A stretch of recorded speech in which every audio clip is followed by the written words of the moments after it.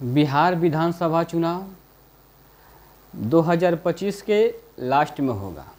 अक्टूबर या नवंबर महीने में इसका चुनाव होगा। अब जो चुनाव आयोग है कह रहा है कि हम वोटर लिस्ट का वेरीफाई करेंगे, हम उसको नए सिरे से उसका वेरीफाई करेंगे और उसमें नए सिरे में कुछ कंडीशन दिया हुआ है कि कुछ को जाति प्रमाण पत्र दिखाना पड़ेगा, कुछ को निवास प्रमाण पत्र दिखाना पड़ेगा, ड्राइविंग लाइसेंस दिखाना पड़ेगा। माने उसमें कुछ बांड दिया हुआ है कि उसको आपको दिखाना पड़ेगा, तभी आप वोटर के लायक हो सकते हैं या वोट देने के लायक हो सकते हैं। अब ये जो वेरीफाई है, अब ये वेरीफाई जो विपक्षी पार्टियां हैं उनके लिए सिर दर्द बना हुआ है। सिर दर्द क्यों बना हुआ है? क्योंकि वो उनको शक है, उनको शंका है, उनको संदेह है कि जो चुनाव आयोग है वो सरकार के कहने पर इतनी जल्दी क्या ज़रूरत थी। अभी चुनाव में 5 महीना 6 महीना बचा हुआ है, इतने कम समय में आप इसको वेरीफाई कैसे कर सकते हैं? तो जो पार्टियां हैं, विपक्ष पार्टियां हैं, उनको शंका है कि वो सरकार इसमें वाल्व है और उसमें जो वोटर लिस्ट में उसको छेड़छाड़ किया जा सकता है। यानी जो विपक्ष के वोटर हैं उनका नाम काटा जा सकता है, जो सत्ताधारी पार्टियां हैं उनके नाम जोड़े जा सकते हैं, उनके वोटरों के नाम जोड़े जा सकते हैं। ऐसा संदेह है विपक्षी पार्टियों को। इसमें सभी पार्टियां कह रही हैं कि जो समय है, वेरीफाई का जो समय दिया हुआ है बहुत कम समय है, कम से कम इसको तो साल भर समय देना चाहिए चुनाव आयोग को। लेकिन चुनाव आयोग ने इतने कम समय में ये कैसे पूरा कर पाएगा, ये तो एक पॉइंट है।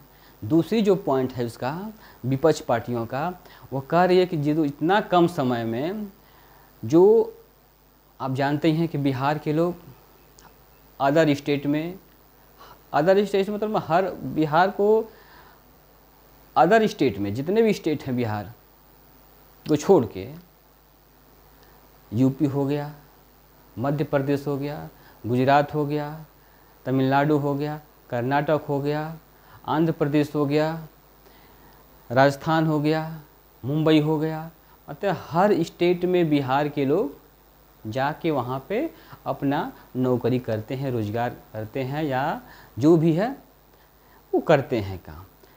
अब उनको आना, वेरीफाई में शामिल होना, जो वेरीफाई होगा उसमें शामिल होना और अपना निवास, जाति, ये सब उनको देना पड़ेगा और फिर उनको वोट देने के लिए फिर आना पड़ेगा, डबल खर्चा हो जाएगा उनके लिए। तो ये पार्टियां जो हैं कह रही हैं कि ये इतना कम समय दिया गया है, इसमें बहुत लोग छूट जाएंगे। जो गरीब तबका है, जो निम्न वर्ग है, जो सक्षम नहीं है, वो कहाँ से दे पाएगा इतने कम समय में? तो वो पीछे छूट जाएगा और वो वोटर लिस्ट में या उसमें शामिल नहीं हो पाएगा। ये इनका संदेह है जो विपक्षी पार्टियां हैं। और एक संदेह का कारण एक और है।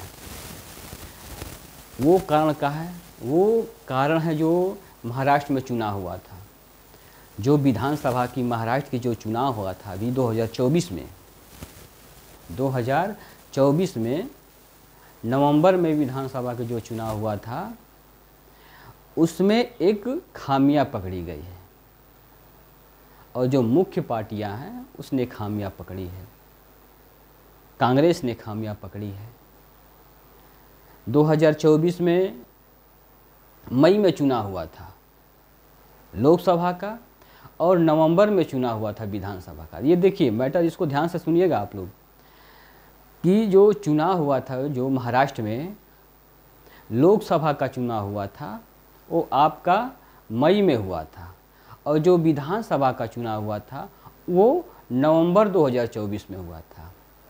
नवंबर 2024 और मई 2024, लोकसभा का चुनाव मई 2024 में और विधानसभा की जो चुनाव हुआ था नवंबर 2024 में हुआ था। इसमें केवल 6 महीने का अंतर है। लोकसभा का चुनाव मई 2024 और विधानसभा का चुनाव नवंबर 2024। ये 6 महीने का अंतर है।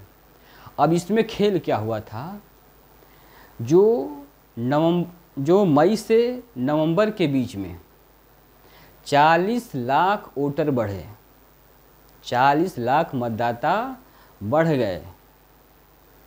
6 महीने के अंदर 40 लाख बढ़े।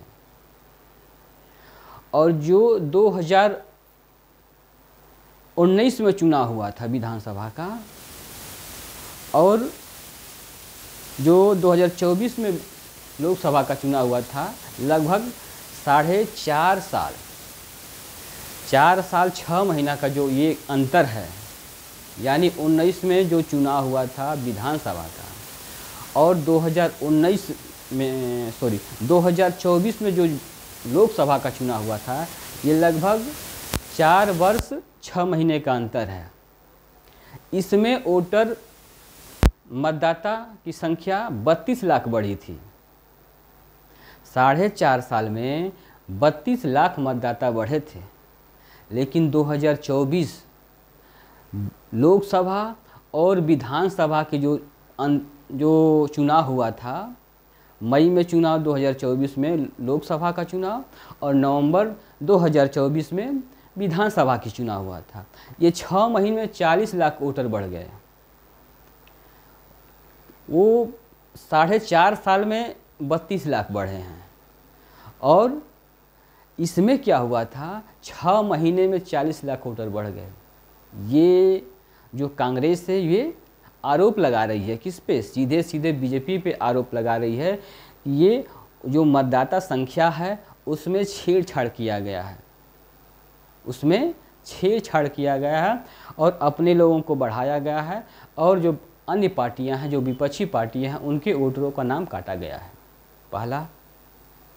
दूसरा चीज़, अगर चुनाव होता है, जिस दिन चुनाव होता है उस दिन 8 बजे 8:30 बजे से चुनाव स्टार्ट हो जाता है आपका और 5 साढ़े 5 बजे तक चुनाव चलता है।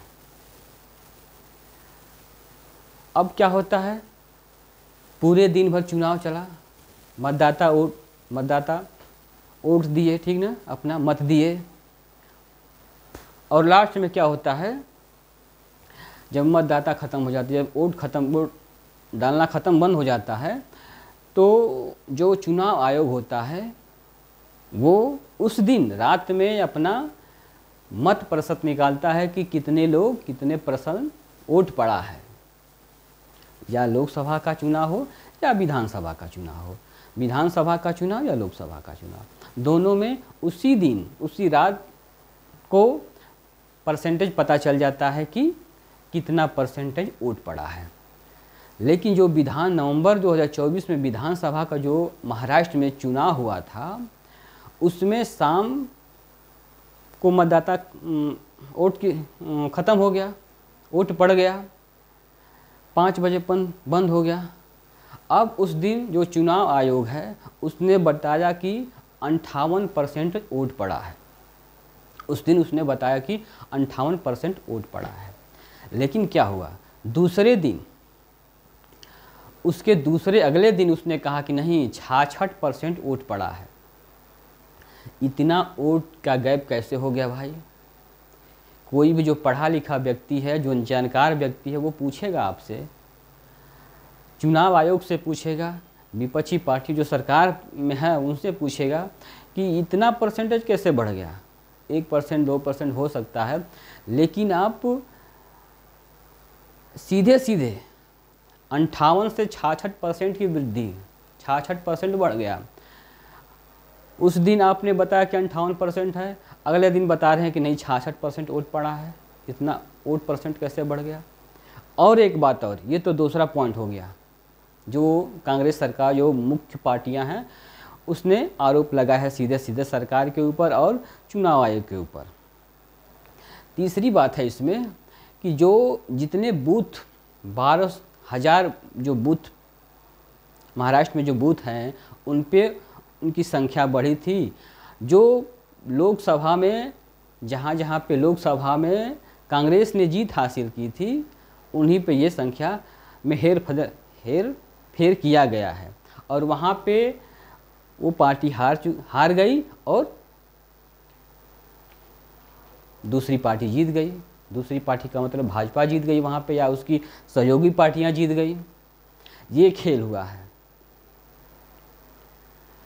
अब ये चुनाव आयोग को इसका जवाब देना चाहिए कि 6 महीने में 40 लाख वोटर बढ़ गए, 40 लाख बढ़ गए, लेकिन 4.5 साल में 32 लाख वोट बढ़े।